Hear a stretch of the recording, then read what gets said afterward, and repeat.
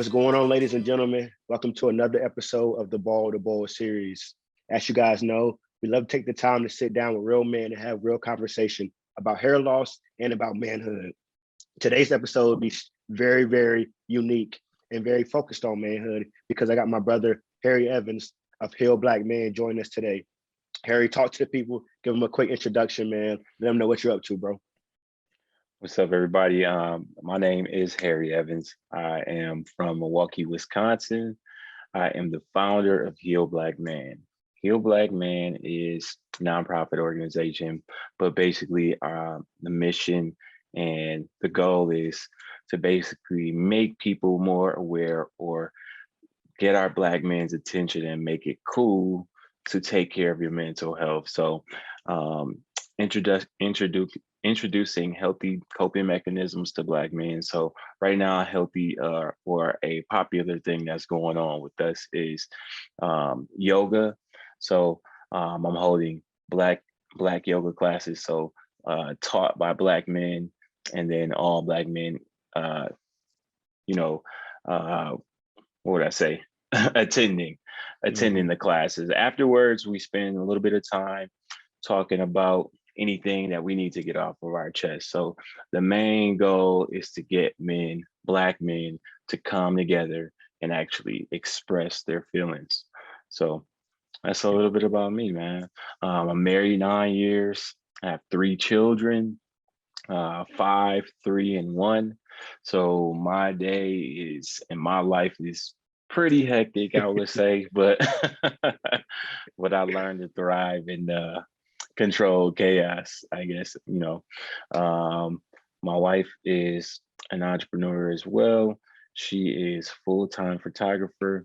She specializes in weddings and branding sessions, and she is pretty dope. I would say Nice. She's pretty dope, pretty busy, all of that. So I would say she's one of my main motivations as far as staying on top of my business practice. She is a business savant in my eyes.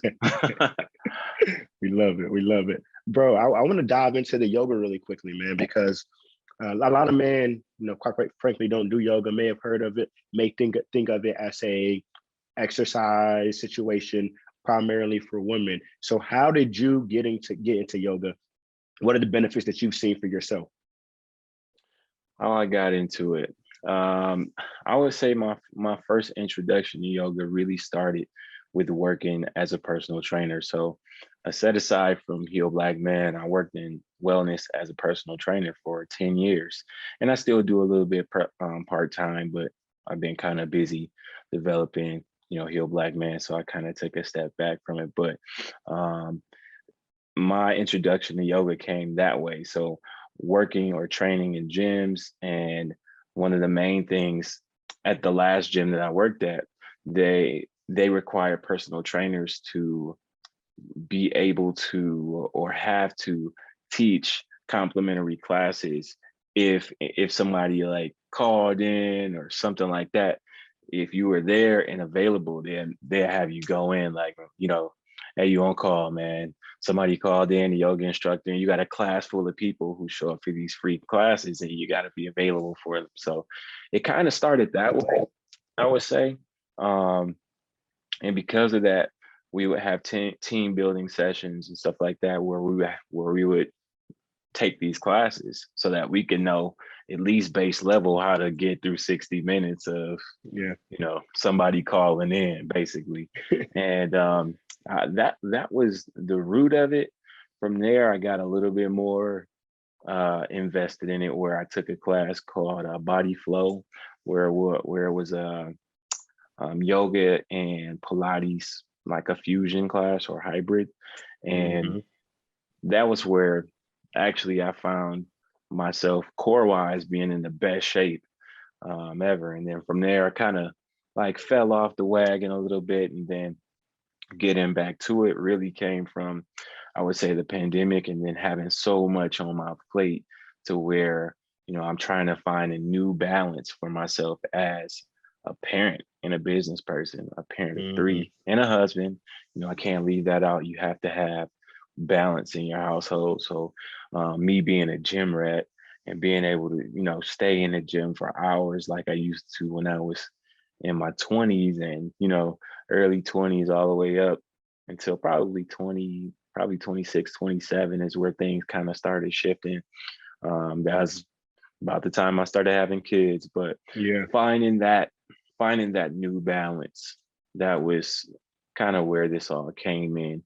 So And bro, because when you say balance and I think about yoga, a lot of people, at least me, maybe not a lot of people, but at least me, a lot of times I bucket yoga and meditations in similar buckets. I don't know if I'm supposed to do that though. So can you tell me what is that cross section or intersection at all between those two things?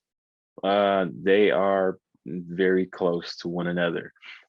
You can start in a meditation. So kind of when I start my mornings, I will start just by meditating. Mm, So it'll be maybe a 10 to 15-minute meditation session, just centered around wherever I feel like I need to be better at that day. If I'm feeling a little uneasy, kind of woke up on the wrong side of the bed, or just thinking too much, or whatever the case may be, I'll literally just find different guided meditations and have that instructor, whether it's on YouTube or whatever, guide me through keeping my mind focused on just that one thing. I think the mm, challenge in meditation is trying to stop your mind from veering off wandering. Yeah. into all these other places that you have as far as responsibility is concerned, right? Excuse me. Um, but I think that's where I start, and then I'll go from there to a workout. Hmm. And then after my workout is complete, then I do some yoga. Um, Not a crazy amount. I wouldn't call myself a yogi at all. I'm not that consistent, but I think that it's a good tool to keep you balanced, and feeling loose. Yeah. So yeah, at the end I'll do 10 to 15 minutes, um, and starting my day. That's how it really looks for me. As far as the classes are concerned, it's a whole hour, and then after the hour is complete, at the very end, there's a meditation session where probably 5 to 10 minutes where you just kind of lay back, and then you get that same guided meditation, so to speak, at the end. So they are very close to one another, I would say. Yeah, man, I'm a big fan of meditation, bro. I got into meditation maybe give or take 3.5, 4 years ago from a recommendation from a friend. And like when you hear meditation or before you get into it, you may think of it like, why am I gonna sit here with my legs closed, my legs are folded, and like just sit in Yeah, silence, right? And people right. before you try it, you may try to knock it a little bit. But it was life changing for me, bro. So I'm glad that you're really pushing forward that agenda along with the yoga side of it. Because obviously, and even yoga, I've only done it once or twice, but also contrary to popular belief, yoga is not easy. I think guys, you may see a whole bunch of women doing it, like, oh it's for women, it's easy. It's not an easy thing to do. It's a difficult exercise or workout. Right, but this is the challenge between you and your body. Like, Hmm. that's it. And I think people overthink it because it's a group typically. But X out the group, and really all you're there to do is listen. And if you aren't familiar with all the movements and poses and everything, then of course you got to look up. But once you start to get comfortable with the transitions, you won't even have to look at the instructor. You're just there to zone out with you and your body, and then listen to the cues. And that's it. It's not about anybody else that's around you or anything like that. But um, I think for men, for sure, just the thought of walking in a room full of people that's most likely going to be white women, Hmm. majority white women, um, that's a little overbearing, to want to go into, especially being an athlete or a former athlete that Absolutely. didn't really stretch that much, knowing you tight in the mud. You know what I'm saying? Like, you finna go in there uncomfortable, looking goofy, or whatever Hmm. the case may be, bigger than everybody, all of that. And but once you kind of conquer that part and just let it go, it's no different than working out. You know, when you're in a gym, um, you really shouldn't be focused on anybody else because everybody is on a journey within themselves. They're on their own journey. It's no different, you know, pretty much the exact same situation. 100%, 100%, man. And you mentioned to everybody's journey, man. And as you talk about the journey, I feel like this is a perfect opportunity for us to journey into your hair loss situation. You know what I'm saying? Today I see you with the bald head, you know what I'm saying, smooth with it. We know, me and you talked about this most of the time, we don't catch you with a hat because you rock with the Hmm. hats and because you got a crazy hat collection. But today you Yeah, stepped up on the podcast to show love, rocking the ball, man. So I see you with it yeah. today, family. But take me And back it's a little still bit, kind man. of stubbly. But to take it all the way back, to be honest Yeah, with you, I've never really fully told this story before. yeah. But I was about 24 years old when I started to realize that my hair wasn't exactly the way my hair used to be, you know. And I think I realized it, and I spent a lot of time in the gym, man. So like, um, I think I went just showering after, after working out, and I went to wash my hair, and the top of my hair started just laying down over the, you know what I'm saying? Like when you put the shampoo, it was like Yeah. laying down over the front of my head. I was wearing like a little curly fro type of thing, Okay. and the back and the sides would, just lather up and be nice and full, and then the top of my hair just started laying down when I washed it. I'm like, that's not the way it used to be, so I come home, I tell my girlfriend, I'm like, I think I'm losing my hair, or I think my hair is thinning. At the time, you couldn't see it, but Mm-hmm. I could feel it, you know what I'm saying? And she would, and the other people would also say, like, dude, you bugging out, like, ain't nothing wrong with your head, so, I'm so like, talk to me about this, Harry. Talk to me about this, bro, because I feel like this is another thing that men go through, and this can probably also tie in a bit to mental health and mental awareness. But like when you're dealing with something inside that you know is right, or at least that you're feeling it, but other people tell you you're bugging, right? So that's yeah, kind of trippy sometimes because there's a lot of situations where you can be like, yo, something's not right. I'm feeling this way. I'm feeling that way. But the external folks, if they aren't really, they can't really tell sometimes. So they try to get you like, bro, you're tripping. But internally, when you know it, you know it. So talk to me about how you were dealing with that kind of battle. man, look, that was something that was like, to be honest with you,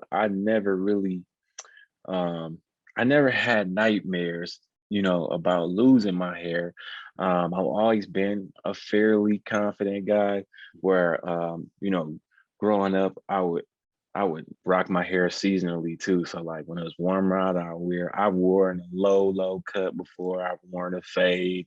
I done wore waves, just the taper. I done pretty much I done done it done all. it Had all. braids. I done had everything. And so um that that transition or the thought of actually losing my hair didn't really I wasn't really concerned about it, to be Okay. honest with you. But I think that was because at the time it was still there. You know what I'm saying? So so I think, the process took years. I mean, so from 24, I think by the time I got to probably 27, Mhm. that's when like I could no longer wear like my hair long. it was it was a wrap for that. Yeah. Otherwise, it was like just this spot in the top that just wouldn't curl up right, or you could kind of see through it. And one thing I always told myself from the time that I noticed that my hair was thinning was that I'm never gonna be walking around looking funny. I just couldn't do it. And I know we had a conversation Oh yeah. about this already, and you was I you was showed walking you. around a little good. Yeah, yeah. And but that was something that, I would always say, like, man, I'm just gonna shave it. When it's Hmm. time for me to shave it, I'm gonna go. I ain't gonna wait. But like I said, I was saying that because I still had hair. So, going from 27, getting closer to 30 is where I was stuck at one haircut, one type of hairstyle. I went from doing everything to I had the ball fade, and my my barber was just a surgeon with it. He was so cold Mm, at making it look like my hair wasn't my hair wasn't thinning. Also I went to the barber shop like every week. That was also one of my just self-care practices that I yep. picked up as a young man. Pops took me every week. So I just carried that And was on when it was time to Pops, take care of myself. what kind of hair did Pops have? Full blown gray waves, Okay, okay. So you 360 definitely didn't gray see it silver coming. waves. No. um my my uncle, though, his brother has a bald head, but I still didn't see it coming because my granddad on my mom's side has a full head of hair, and he's Mhm. 80, 80 years old. um so didn't really see it coming, just like I also didn't see my beard coming, because Mm, at first, my dad had facial hair at an early age, and I didn't. I think probably about I started getting facial hair like 18, 19, something like that, and it was just a little bit, a little small chin patches. strap type of Mm, yeah, type of setup. And people, my mom always telling me like, I don't think you don't have the beard gene, because my granddad don't have no facial hair, and my dad had a beard at like 16, 17. mhm. So she like, I think you missed that train, buddy. And then, hey man, one day it just kind of came through full force. I mean, I went through an ugly phase where I had Did to it come just, through before or after you had already shaved? so it was it was already here. It was already in before. I was wearing the Okay. ball fade. I was wearing the ball fade and I had the beard. So I kind of had a small window of time where I Yeah. was extra smooth with it. We you talked know, about that. No one man should have all that power, man. yep, yep. I tell my wife that sometimes too. I'm like, man, God knew what he was doing. He ain't want to give me no full head of hair and a full beard. Nah, that's too much for my whole head would be too big out here. So her theory is also the more haircuts you get, or the more haircuts you get, you like have this certain amount of hair allotment. And when it's gone, it's gone. And then the more you get on your face, the less you get on your head. That's kind of how the process went. I ain't gonna lie to you. The fuller my beard got, the more bald Mhm. my head was. So about 4 months ago now, I would say probably December-ish, January, around Okay. there, I just I was wearing the low, just taking the masters and going all one length. And I found myself having to do that like twice a week, and sticking to my whole thing of like, I don't want to be looking funny.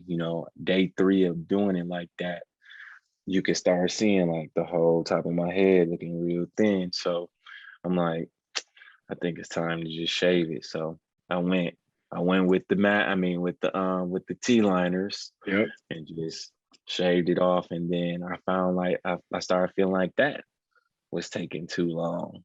So then I got some recommendations from one of my homies that's been bald for a while, You gotta and he always pointed talk to me. the homies, man. You gotta talk to the you homies. got you got to, man. I was asking around, like my father-in-law is bald as well, so I'm like, yo, what's your regimen? Tell me. Yeah. And he's like, I don't think you want to listen to me, son. He's like, my hair's like leather. He said he can shave against the grain and nothing happens. Like with a razor, all Wow. of that. He's like, I've been doing this for quite some time, so you don't want to listen to me. You Yeah. probably have get the Nestle Crunch going on, so don't, don't. So my homie pointed me in the direction of the Gillette Skin Guard, which is, Okay. I believe it's not advertised as for a black man, but I think I think we all know that it's for a black man. What it does Hmm. is it doesn't get like all the way down to the skin, so it leaves a small amount of stubble to where you don't get the breakouts. Yeah. and the ingrowns and stuff like that. So I use that. I'm still in a phase where I can kind of do anything I can do. So it's like it's a bald versatility versus a hair versatility at this point. You know what I'm saying? So I can wear the Kobe low. Rest in peace, Bean, man. I can wear the Kobe low for a couple days, or I could do the T liners, or Mm-hmm. I can actually get real clean with it and use a razor. So I like the razor because it only take me like 5 minutes in the shower. But at the same time, I've got razor burned a couple of times also. So I'm sticking to not looking goofy. I'll just let my hair grow before I have some bumps. So the first time you finally came home, I know you're rocking a ball fade already. So when you finally shaved it for the first time, did it look very different from what you had already kind of seen with the ball fade, or was it relatively kind of the same? What was your take on it? It was different to me. Mm, When I came and showed everybody, when I came home, my wife was like, doesn't look much different to me, man. And and I'm like, what do you mean? She's like, well, I think it was because from the ball fade, I went to the all one length, hmm. low. And so she was like, from the length you had it to what you have now, it's not much different. But from the ball fade to the ball head, oh yeah, it was different because I had the little bit of hair that I did have, I never cut it. So Mm. it was still kind of dark, and I never, I didn't mess with it because I knew it wasn't coming back. I knew it wasn't coming back, basically. And then to kind of make it look cool, my barber would um put a cross. He would put a cross in the back of my head, Like a like right part? here. Yeah, it was like a part, Okay, but it was yeah. a cross, but it was like inverted. So not the part route where the fade was. He would leave the hair and it was a cross. So it looked like a tattoo, man, Oh in my wow. head. And it was dope. That was like my little spin to the ball fade, because that's all I had. Mhm. And then the beard. So that was like my smoothest combination. Yeah. No, no, And man. then You talked about the ball versatility, which is something that I've yet to really hear, but you do say like, hey, you could go from people know the Kobe, everybody knows the Kobe, you know what I'm mm, saying, to make that transition. You talked about the ball fade as well. But that's good to hear because I think a lot of guys, when they lose their hair and they come home, it's like I just got one option. But what you're yeah, telling us is low key. You could try to mess around with a few things, but it really also depends because like if you can't really you might not be able to get the ball fade depending on how much you can right. actually throw up there. Yeah, ain't no ball fade going on no more. Just the Kobe low, the T liners, or the Gillette skin guard. That's it. I'm not messing with no fade, nothing, because when you get, I'm not a short guy, but anybody, if I'm sitting down and they can look over the top of my It's head, over with. It's over yeah. with. So to be honest with you, this how it is for me. I'm actually more self-conscious with hair Mm, than I am without it. I feel more comfortable with my hair when my head completely bald than with any other. I can say it's versatility, but if I want peace of mind and just to be completely confident, I'll just shave my head. yeah, and bro, like I'm gonna say we can dive into that a bit because I've talked to guys and we talk about how we remember that fresh cut feeling back in the day. You go to the shop when you had the waves or whatever, Yeah, and you go in there, you get chopped up, and you walk out that joint feeling like God level, right? And when you go absolutely. bald though, you're like, yo, dang, like, am I ever gonna get that feeling again? And it's a different feeling, right? But when you when It's you a get different that fresh feeling. shave, like you walk out the crib and you like, yo, nah, I'm on one again. You know what I'm Yep. saying? So Yep. talk about that. Talk about the feeling of that confidence when you got a fresh shave stepping out the crib. Well, for that, I would say the fresh shave, it has a lot to do with your regimen also. So I went on a journey of finding products that actually work for me or make me feel the most confident. So going down to like my aftershave, or what I even do before I shave my head. So a tip that I took from my father-in-law was washing my head, or the little bit of hair that I do have before I shave, Hmm. washing it, with soap, or like Dove soap, or shampoo, whatever you want to do. Yeah. But go ahead and wash it, clean your scalp, and dry it off, and it makes it a lot that's a lot more of a smooth shave, and you get a little bit closer, you look cleaner. um, so I do that, and then I shave. After I shave, my like I said, my aftershave balm, that stuff. And then I use kind of Okay. um, like a cocoa butter balm thing that I actually got from this is random, but um my wife had a friend who was going through like cosmetology school, or being an Hmm. esthetician, and she was doing waxing, but she needed uh, a model. Somebody to practice on, yeah. So yeah, so I let her practice. She sugar waxed my chest, and then afterwards they gave me this like protective Mm. balm to use to kind of keep my skin protected from getting like ingrowns, or Hmm. all of that on the regrowth process. And once I was done with that, one day I was shaving my head, and I still have a A ton of little that bit stuff left. left. And I was like, I'm about to try this on my head. And put it on my head. I mean, because you think about it, it's the same kind of concept, Hmm. right? So I'm like, why wouldn't I use this to, protect my hair? Let's try it out. And it actually worked. It worked in the sense Mm. that just the small little, every once in a while you get those ingrowns, or you know, it protected me from that. I Hmm. noticed that I stopped getting like the random little bumps in my head. I'm like, so I guess I'll add that to the regimen. I had to reach out to the young lady and ask her, where I can actually get it. So it's at a Absolutely. local place in the city, but um, so me walking out with a fresh shave, man, has a lot to do with my regimen, and then also how well I take care of my beard, because the Mm. two combinations add to my self confidence. And so I I would say that the beard right now is my saving grace, because Mm. man, if I just had to have like no facial hair or a mustache, Yo, it's so we funny, will talk man. about what it's gonna have you looking like when you leave the house. I talk to so many homies, and they're always like, and women too. They're always like, "Yo, the bald head is smooth, but you gotta have a beard." Like women will say it, and homies will say it too. Like, "Yo, if I didn't have a beard, I don't know what I would do." So Yeah, it's like so, that's just it for me now. Part of my identity and my self-confidence. I probably would, you talk about losing some self-confidence and being self-conscious. If I lost my beard, I would have a whole reset of a journey to go through. So Lord forbid that ever happens.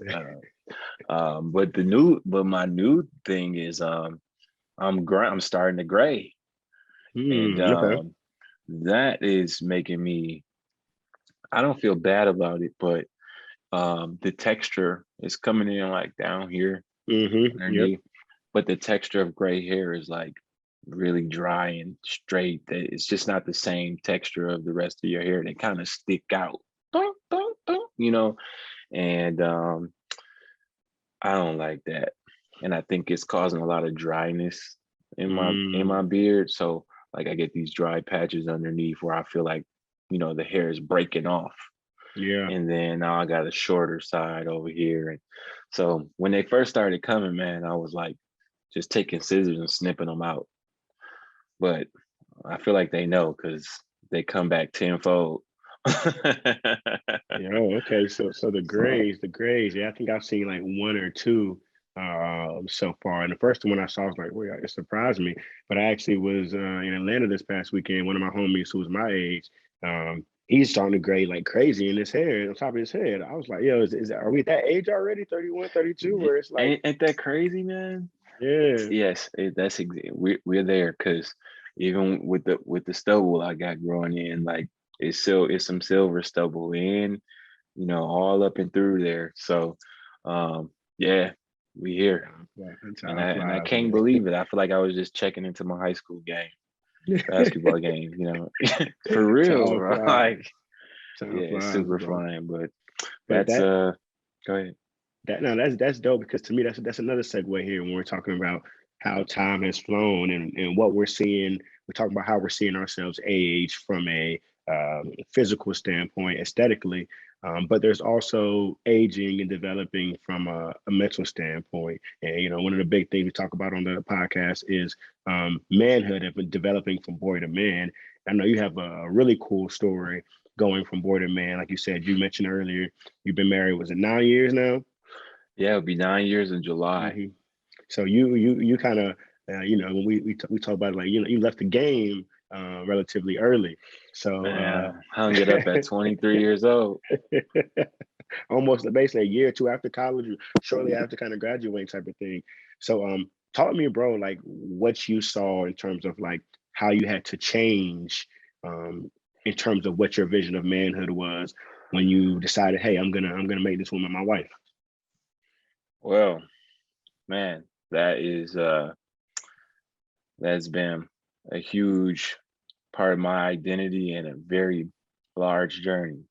Um, okay, so I would say that journey started at 21 years old, Mm-hmm. where I kind of had to look at myself and start making, different decisions as far Mm-hmm. as um, commitment is concerned.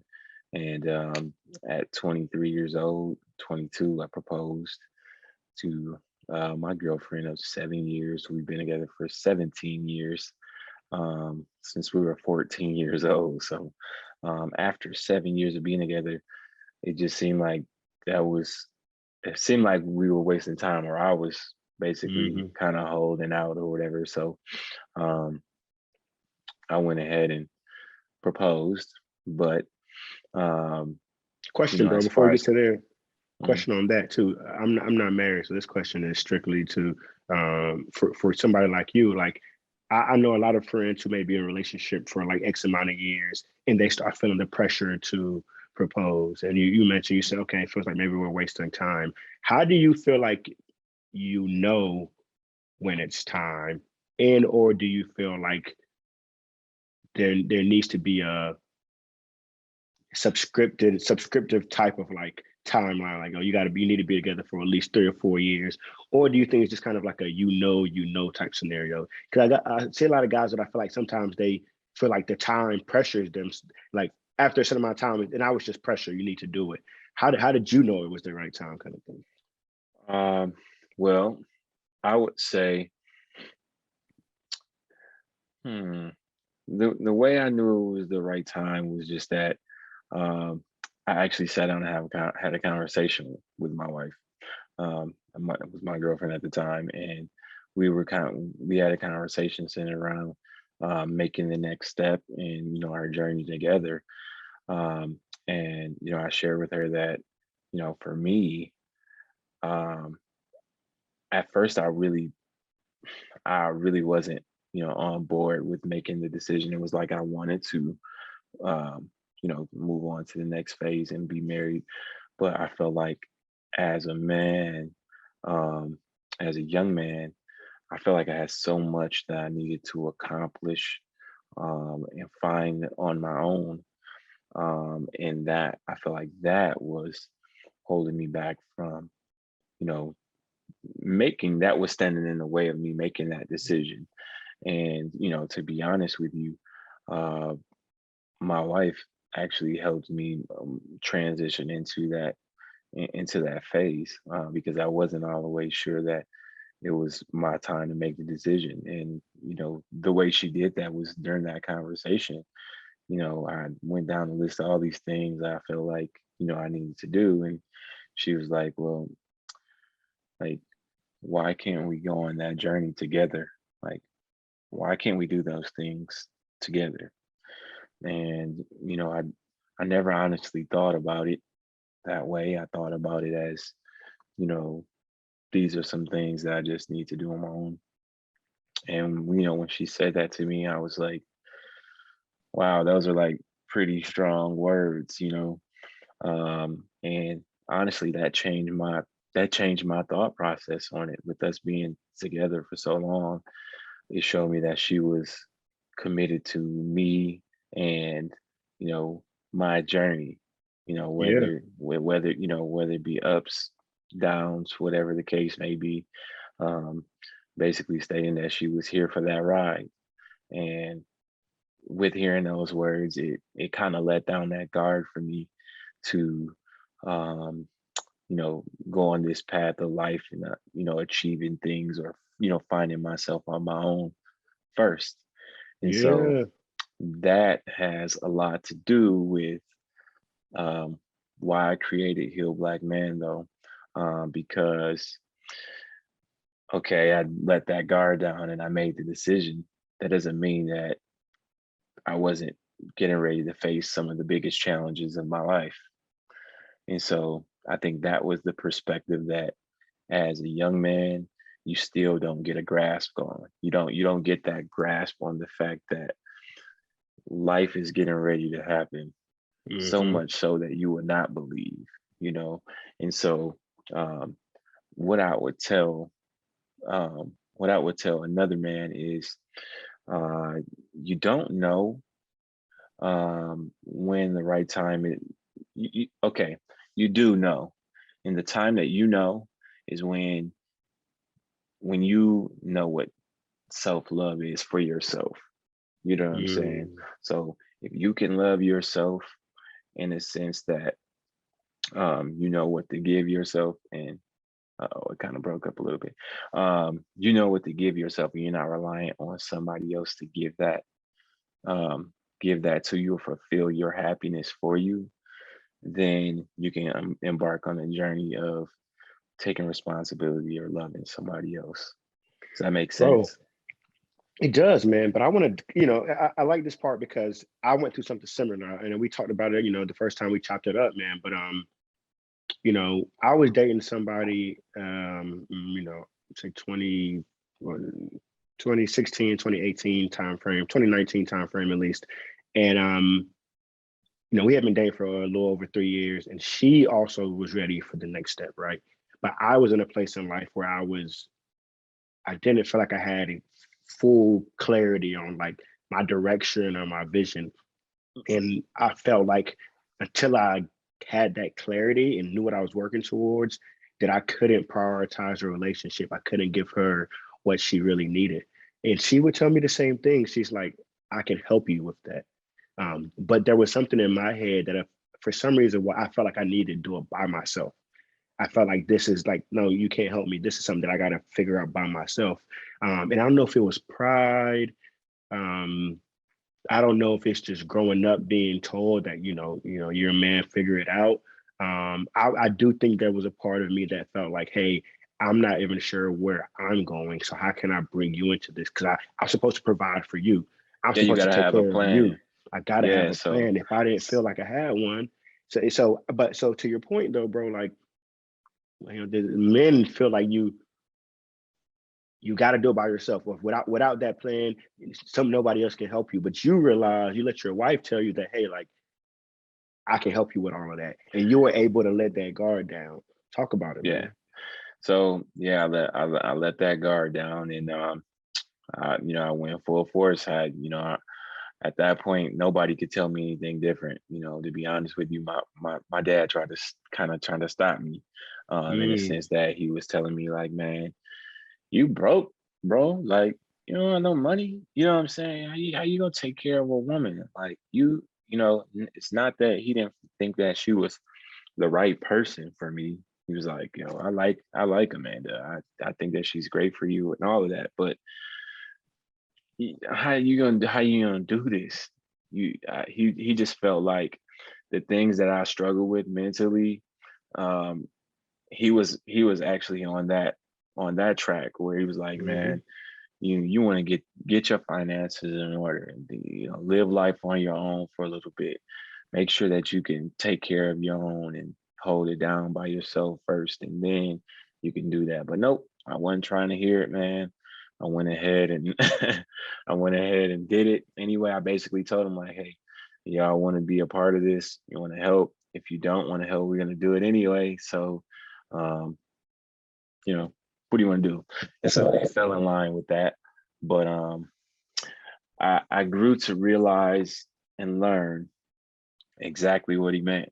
Mm, Yeah, so I'm not saying that it was the wrong thing to do, as far as getting married is concerned, but you do you do need to um, be in a space where you know how to make sure you holding things down for yourself by yourself, because if you can't do it for yourself, and that goes in line with self-love, so that's basically why I say, like, if you can't take care of yourself, then you can't be taking on responsibility of you know taking care of another woman.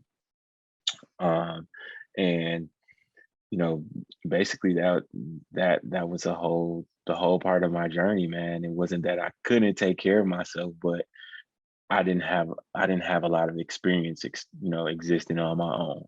I mm-hmm. essentially just moved out of my parents' house into, into a marriage. Basically that's what happened.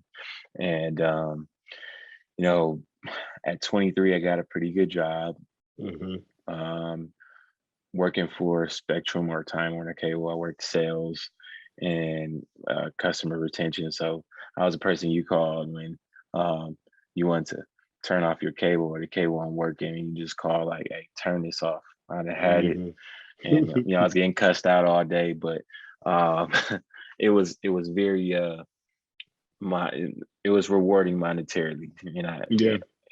I took the job for that reason. And actually, my wife and I both worked that job.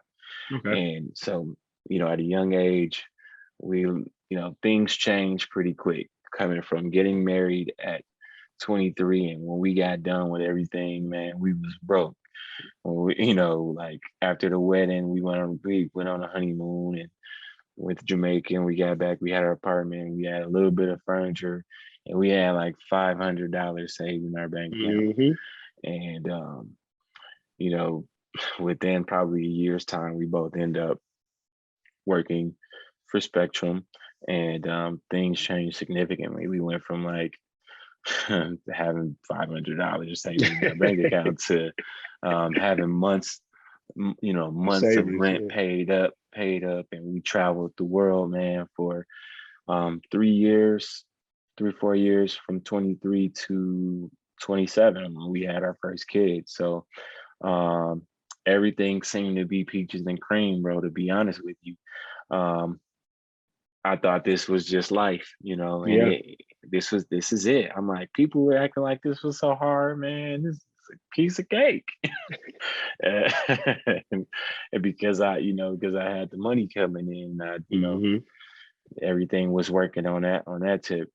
But when we decided to make the next step and have children and buy a house, um, that is when we decided that working these jobs, there was very high stress level jobs, and we knew that they weren't going to be career jobs for us. So we had to make a plan to get out of there, and we also determined that we wanted to be entrepreneurs so that we can have a flexible household and be present for our children, for all the extracurricular activities, and not live the life where the school and the daycare spend more time with our kids than we get to. Yep. Um, Yep. and so that's when we went on a journey to basically uh, leave what we created and the lifestyle that we established, um, to Take some switch risks, over man. to yeah, we took a risk to become entrepreneurs. And so it was right after we bought our house. And man, that's when my life began. To be honest, so that's when real life began for me, because I didn't have the backing of a 9 to 5. Um, this 9 to 5 paying me really well. I'm actually at this point making $0, Mm-hmm. and Mm-hmm. having to figure it out. And um, Talk that's about that stress level, bro. Like what that entails, man. Because a lot of people want to be an entrepreneur today. You know, it's a glorified profession or whatever these days. But people rarely talk about the constant level of stress that you have to be willing to live under, right? You know what I'm Man. saying? So speak on that a little bit. So when you become an entrepreneur, you trade in the job stress, which is what demerits, and having somebody tell you what to do, and being on Authority. time, and yeah, dealing with a chain of command to, okay, now you're the boss. But if you don't work, you don't eat. If you don't have a plan, you go from not having the flexibility to having all the time in the world. Now you're wealthy with your time, but you still got to figure out how you're gonna, you know, power through and actually establish a name for yourself or for your business. And actually, that's when you figure out, what hustle really is. And everybody don't have that in them. It can be created, but everybody don't have that like in them. And I would say along my journey, um, I realized that I had so many ideas, but when I quit this job, and now I have a new, I'm at this time I have a newborn baby. It's my son, and my wife was still working full time. She uh, gave me the push first, like, hey, I trust you, I believe in you. Go ahead and Hmm. you to make the leap first. And so essentially, I'm at home being a stay-at-home dad, supposed to be using this time to um, work on my business. But I'm in this new journey of, actually, now I'm in a new house because we bought a house. When we closed on our house, my wife was a month away from popping. She was like 8 months pregnant when we closed. So Hmm. we're making a transition to a new house. The job change, and now I'm a father, and I'm at home with my newborn son. And I never took care of a kid or a baby all day long. So much And new. yeah, so much new Yeah. going on at one time, let alone ever started a business. So I'm dealing with two babies, right? My business is my baby and my literal baby, right? Hmm. And I struggle big time, Oh yeah, bro. big time. I Oh yeah. spent time in the house just thinking, legit thinking. I didn't know the first step in starting what was all in my mind. I had all these ideas living inside of my head, and was I had all new mental barriers, and these were, you know, a lack of confidence in something that I already did. People already knew me for being a personal trainer and working in fitness and, athletics and all of that. But I didn't have the confidence in myself from the standpoint of standing on my own as a brand, as a business, Hmm. what to do, how to execute and on marketing and all that. Um, and that's why they call it, you know, taking a leap, taking a leap of faith, because now you're dealing with all these new variables that are going on. So you're afraid to you look bad, or you're essentially afraid to fail. Hmm. Hmm. That's what it is. So I'm in the house struggling with the fear of failing and not looking funny, on social media or to other people, or what my parents think, or if I look like a bum, or what I'm saying, like Hmm. that type of thought. And it's a And lot of it's a lot of pressure too, right, man? Let's talk about yeah, the pressure from being, okay, because the pressure you're talking about is even a higher level of pressure than maybe the average entrepreneur who may start before they have a wife to take care of, before they have a newborn baby, before they have a new mortgage, they got to take care of, right? You're dealing with a ton of pressure now, man. So you talk about you're sitting in that house and you got all these, there's mental block, but that mental block probably came from all that pressure that you probably are starting to feel now, on top of the piece that we talked about last time, bro, when you mentioned the fact that, hey, like, you're the man of the house, but you're a stay-at-home dad now, and your wife hmm is off at work making the money, right? So then you got to deal with that. I don't know if that's pressure or just like yes, it is. mental, you know what Yep. I'm saying, where it feels like, So now you're dealing with your right, ego, you're fighting with your ego, pride, you're dealing with yeah. you know, nat- natural temperature of the household Mm-hmm. changing. You know, of course, yeah, you embark on this journey together, but um, you know, what essentially happened is battling with these thoughts had me fall into a depression, to a point where like I wasted days, man, just stuck in my head, days, eh, just not moving on all these ideas in my head. And that caused a bit of frustration in my own household, you know.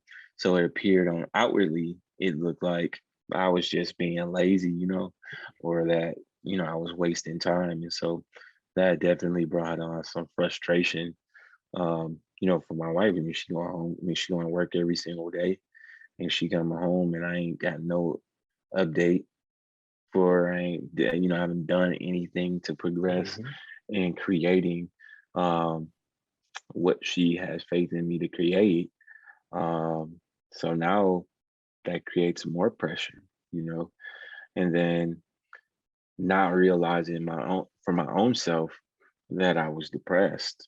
Um, that was, you know, even more of a challenge, right? So now I'm dealing with, you know, depression. I'm still being a stay-at-home dad.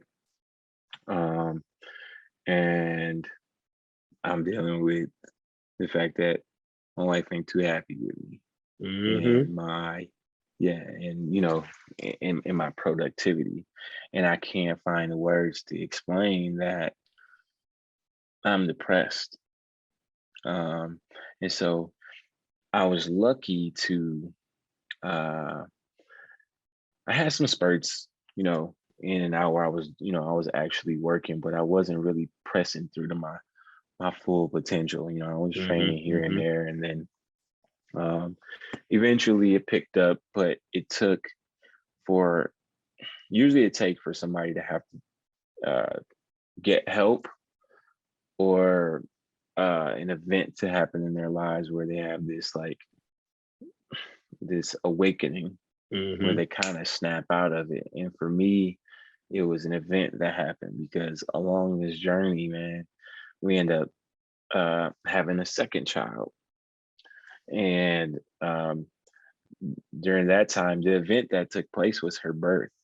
Yeah. Um, my daughter, I delivered my daughter on the side of the highway. We did not make it to the Insane hospital. story. Yeah, and the events that took place with that, I mean, that was the main event, but Mm-hmm. there was a whole lot of symbolism going on. So when that happened, it was close to the due date, but not all the way on the head. But it was during the time, I think it was a week or two before. I can't remember the exact due date anymore. But it was a week or two before, and at that time, all of our support, our whole village, happened to be out of town at the same time. So her parents were gone, my parents were gone, her sister was gone, and my best friend had came into town. He was living out of the country. He came into town the week before my the week before the due date, and I was confused. I was like thinking to myself, like, why does this dude come? Why did Before he the come and baby's visit due. me before the baby's due? And he's the godfather. So I didn't say anything, but you know, I let it be. Um, we went out. I think we went to a basketball game, and my wife was in, you know, a lot of discomfort. And basically, man, she ended up, you know, we ended up delivering the baby on the side of the road. My best friend was there. Her best friend was on her way to Thailand. And when she got the news, she turned around and came back to the States. And what happened was we spent um, we spent a month in the house with our best friends and the godparents of our child and of our children, and we had the chance to have a lot of long conversations in the house, deep thought, deep convos, and um, spending time with them is what made me kind of snap out of Step it. out of it. And yeah, and spending time with him because my best friend, he coaches, and he coaches women's professional basketball overseas. So when he comes here, he always wants to go to like college practices, and he's always trying to stay on top of, stay Mm-hmm. sharp, and nurture relationships and network and all of that. So I rode along with him to like, Marquette practices and all that type of stuff.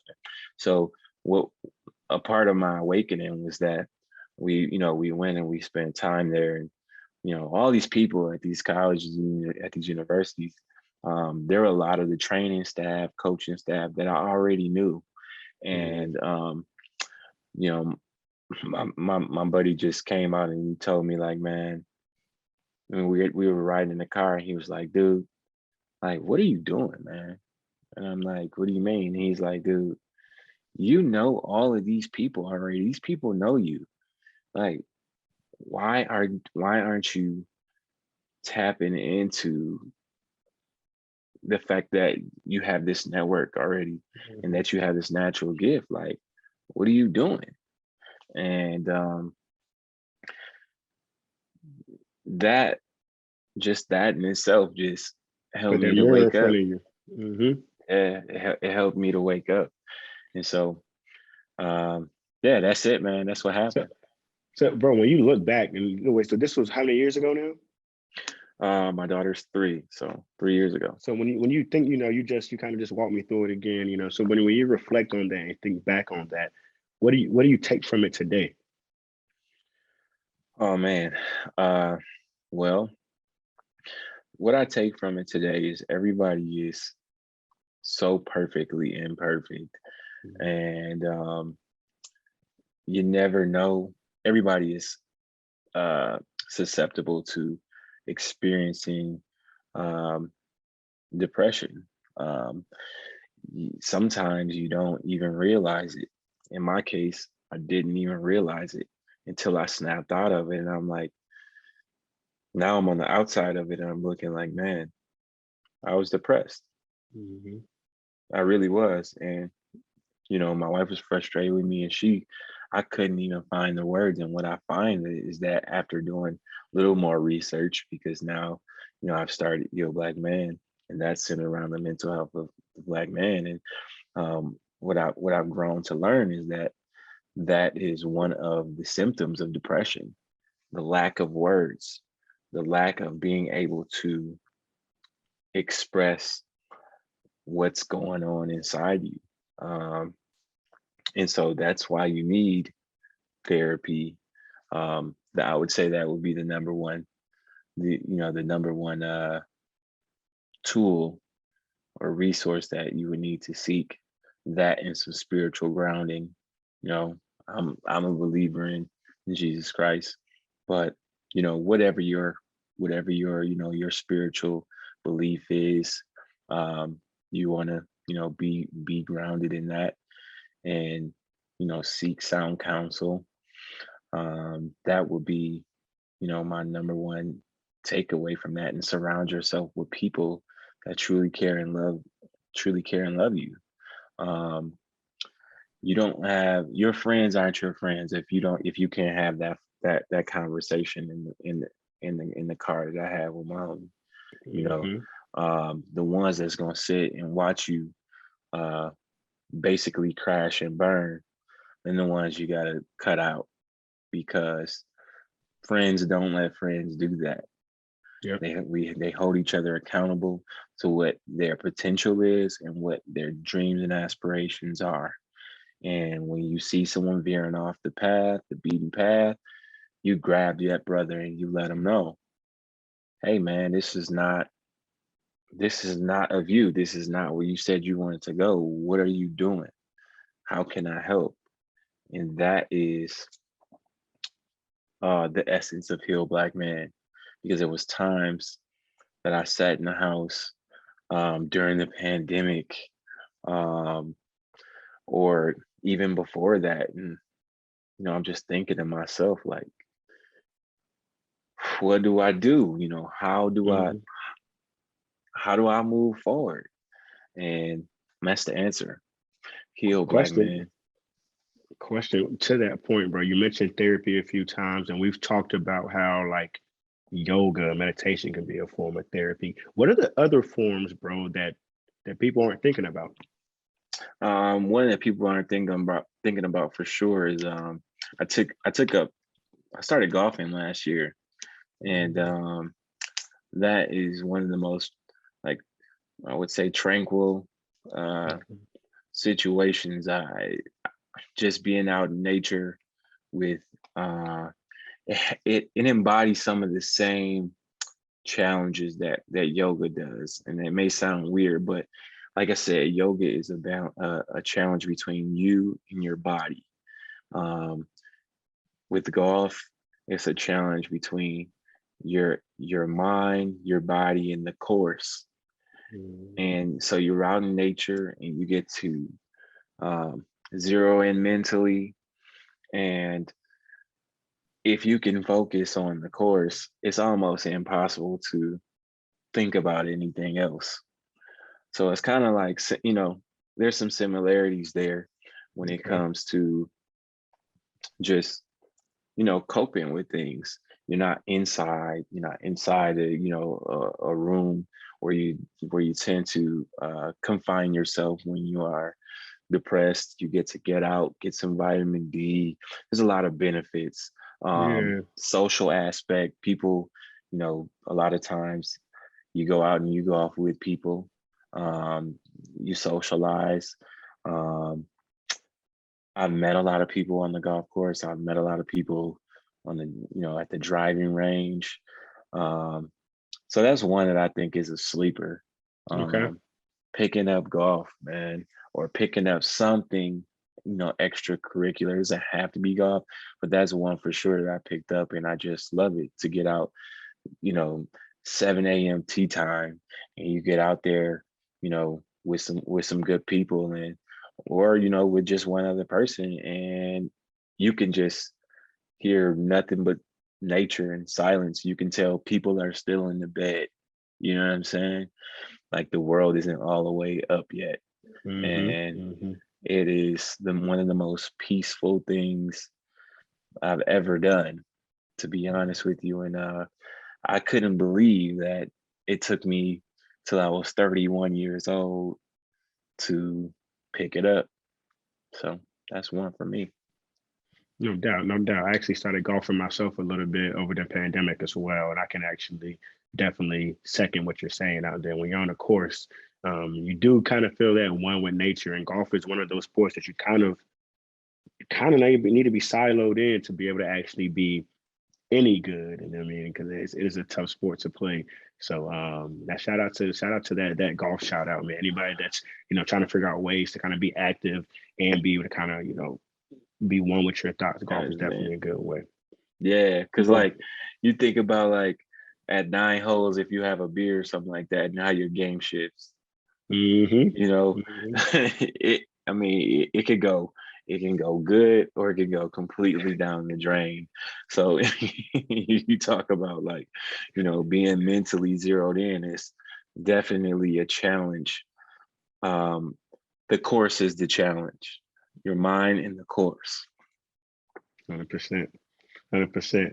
Bro, I got two more questions for you, man. And I told you about these questions already. First question has to do with the hair loss journey. We're going to circle back to that. Many guys would deal with the hair loss situation, anxiety, may deal with embarrassment, may even deal with depression that you've been talking about right now. Looks like you didn't have to deal with all that through your hair loss journey. We're thankful for that. But if you know somebody that is struggling through hair loss right now, maybe dealing with some of these mental issues, what's the best advice you would give them, bro? The best advice I would give is take the scenic route. I think that's the first thing. If you do have, you know, if you got some longer hair and you're trying to hold on to that, you got, some kind of a patch, like the scenic route is starting to gradually bring Mhm. that down. And till you get to, we talk about the Kobe low. I feel like the lower the hair gets, the more confidence you gain, but you can live with it a little bit at a time. You know, it doesn't have to be this gradual change. I mean, it doesn't have to be this, you know, abrupt change. So like, you know, night and day situation.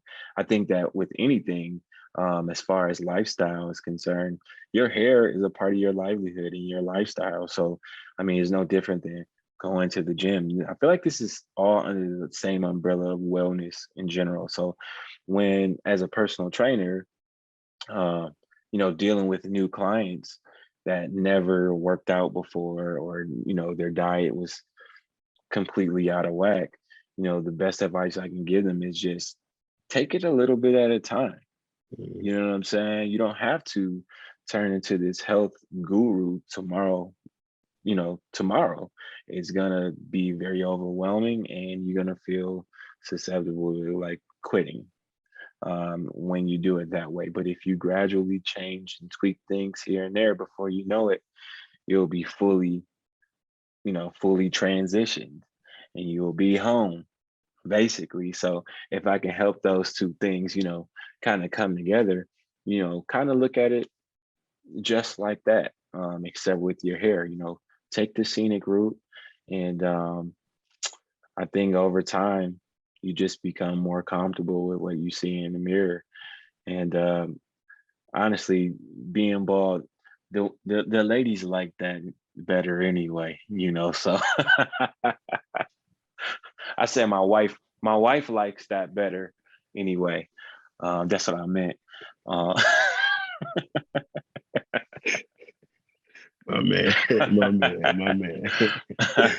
but yeah, man, you know, so that would be the best advice I could give. And also get in the gym too. Those two things work together, man. So if you can take care of yourself on the other tip and take care of your hair, take care of your head and your skin, it'll all balance out. That's a word. That's a word right there. Last question, man. I can't wait to get this answer from you, bro. Uh, we've talked about several times how we talk about come home being the hair loss journey, but also for the brand, we spell it in French because it means like a man and or as a man. And you know, through time, you know, especially folks our age, we kind of grew up where what we heard it meant to be a man was you got to be dominating. You need to have a whole bunch of women. Don't show any emotion. Don't be vulnerable. All of these things, right? And many of these things we unlearn as we get older, especially as we transition through different stages in life, whether that's getting our first job, whether that's having our first girlfriend, having a wife, having children. You've been through a lot of these things, bro. So I want to ask you from your own opinion today, bro, what does it mean to be a man? Oh man, Tough one, what man. does This is it a big one. mean to be a man? What it means to be a man is having remaining brave enough to continue to be vulnerable. I think that vulnerability, it takes extreme bravery as a man because we are conditioned to put up these walls to protect ourselves and protect others and to appear as this, you know, this tough guy and put on a, you know, a hard outer shell. But to the ones that care, um, there's a power in transparency, and being vulnerable will help you to be or receive the support that you need. And even if you become brave enough to be vulnerable and um, it doesn't turn out to be very successful, don't put up this block again, because that block is not very human like. That block, uh, it puts you in a place where you appear like nothing's ever wrong. And that's not true. As men, we are human beings. We are just as human as a woman or a child. We tie up our shoes and we put on our clothes just like women do. And our feelings should not be overlooked. but we also have to aid in making our mental health and our feelings known, by being vulnerable and being outwardly spoken and saying, this is how I feel. And furthermore, taking those things and taking care of yourself as well, choosing yourself. And I think that, as men, we get tied up in the stereotypes, um, of what people say men are and what they should do. But when things change, or when you make a mistake in life, the only person that is there to sit with you is you. So take care of you. I think that's what being a man at this time of my life, that's what it means the most. Wow. Wow. A focus on self and a focus on vulnerability and growth. That's powerful, man. And I think, if there's one thing I've learned, as I've kind of gotten older and starting to feel more comfortable with my emotions. And because to be real, bro, it was a flip of the switch really for me, that I was like, well, why am I feeling this way? Like I always knew I had emotional block growing up, and I thought that was what I was supposed to be like, so it didn't bother me. And then one day that wall just broke down, and I'm like, yo, why am I like I'm feeling this way? And it's okay to feel this way, and I want to talk about this. And I was like, yo, where's this coming from? But Yeah. it's a level of freedom now that I have it. And I hope many men can start to find that. And I hope they're going to be able to find that through platforms like yours. And with that being said, bro, if people want to find your platform and tap in with you, what's the best way to do that? Right now, the best one is Instagram. I'm most active there, but it's at @healblackman_. And that's on Instagram. So yeah, man, that is that's what I would say. And I'm very I'm confident with that right now, because I'm walking that walk and talking that talk for all Black men, for us all to um, gain that, put those goggles on, take the tough guy act off, and put those human goggles on, and Mhm. stand for being treated like a human being, and not just this person, that's supposed to, get over everything, or that's just tough, because the world puts that on us. And growing up in sports, they tell you to toughen up, and you know you know the stereotypical things. But the Mhm. fact of the matter is, that's not real life, and it's very unhealthy to live that way. Wow. Yo, everybody's watching this right now. Please, please, please tap into Hill Black Man on Instagram. Tap in with my boy Harry as he continues to grow his platform and continues to push the message to assist men in finding themselves in a deeper way than we've been previously taught to find ourselves in the past. This has been another great episode of Ball to Bold. I love episodes that kind of get a little bit off of the hair loss journey, but actually dive deeper into the realm of mental wellness, into the realm of vulnerability, into the realm of emotional intelligence, all those things that we've had a chance to cover today. Harry, before we drop, man, any last words for the people, family? Man, what will I say, man? For all of the men, I'm just stuck on Black men. Man, love yourself. Tell another brother that you love them. You see another brother that needs help, and you love them, whether you love them or not. Lead them in the right way. If we all bind together to form a bigger fist, we are unstoppable. We are the wave. That's what I have to say. My man, my man. Again, another great episode of the Ball to Bull series. As I say at the end of every single episode, y'all stay bald, y'all stay bold, and I talk to y'all soon. Yeah.